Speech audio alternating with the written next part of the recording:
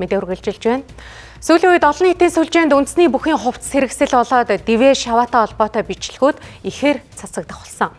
Тэгвэл Монголын үндэсний бүхий холбооноос эдгээр ёс зүйн нэр хүндэд илтээр халдсан үйлдэлд хариуцлага тооцоолохоор цагдаагийн байгууллагад хандна гэдгийг илэрхийллээ.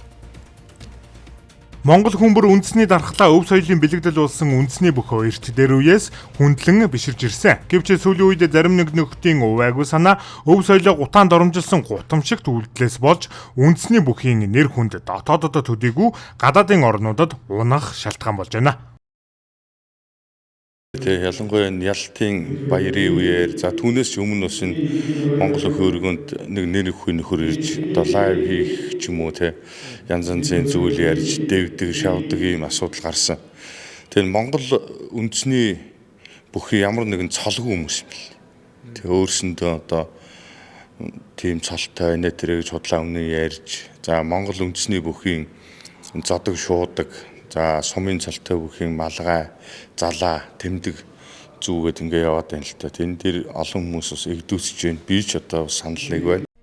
Монгол бүхийн Дивэ Шаваа гэдэг бол нарийн дэг жаягтай. Зөвхөн бүхийн барилдааны үед хийдэг болон учраа бөхөө давсны баяр болгон тэмдэглэдэг. Гэвч таарсан газар болгонд Дивэ Шаваа хийж байгаа нь иргэдийн дургуцлыг хүргэж байна.